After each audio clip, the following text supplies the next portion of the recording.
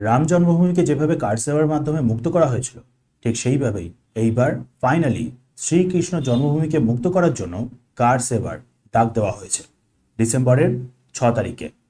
জানবেন হয়তো শ্রীকৃষ্ণ যেখানে জন্মগ্রহণ করেছিলেন, মানে হচ্ছে একটা প্রিজন সেল, সেখানে হচ্ছে বর্তমানে শাহী ঈদগাহ মসজিদ রয়েছে, গোবর্ধন ধাম, গোবর্ধন মথুরা। সেখানে হচ্ছে যে শ্রী চিত্রগুপ্ত পীঠ রয়েছে, সেখানকার যে হেড স্বামী সচিদানন্দ মহারাজ, তার তরফ থেকেই এই ডাকটা দেওয়া হয়েছে।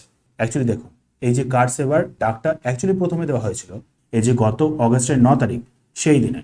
বাট যেমনটা জানেন, শ্রাবণ মাস, শিবের মাস, সো সবাই কাঁভার যাত্রাতে বিজি থাকে, যে কারণেই সেই ডেটটাকে একেবারে পিছিয়ে দিয়ে ডিসেম্বরের 6 তারিখে করে দেওয়া হয়েছে।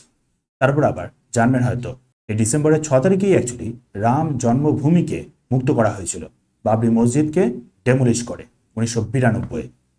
তারপর আবার দেখুন, 4টে ডিমান্ডকেও আবার সামনে রাখা হয়েছে।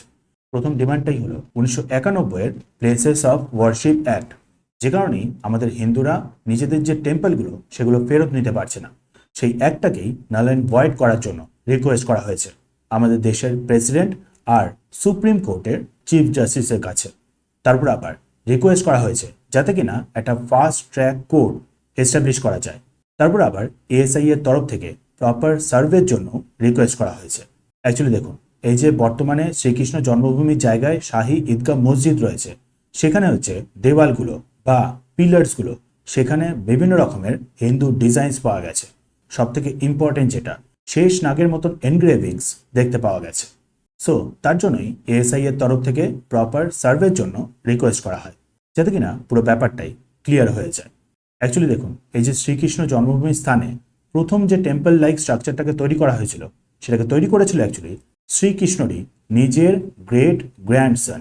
তারপরে হচ্ছে গুপ্তা এম্পায়ার যখন অ্যাকচুয়ালি পিকে ছিল, মানে হচ্ছে 400 সিইতে, সেই সময় চন্দ্রগুপ্ত দ্বিতীয় তিনি একটা বিশাল বড় স্টোন টেম্পল সেখানে তৈরি করেছিলেন, যেটাকে প্রথমবার ডেমোলিশ করে দেয় মাহমুদ আফ গজনি 1017-তে।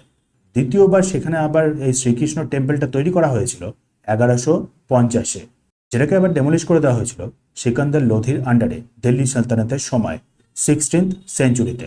তারপর আবার মিডিভেল একজন কিং বীর সিং দেবা বুন্দেলা, বুন্দেলখণ্ড রিজনে একজন রাজা ছিলেন, তিনি 1618-তে থার্ড টেম্পলটাকে তৈরি করেছিলেন, যেটাকে ফাইনালি 1670-এ ঔরঙ্গজেব ডেমোলিশ করে দেয়, দিয়ে সেইখানেই তার উপরেই আবার তৈরি করে ফেলে শাহী ঈদগাহ মসজিদ।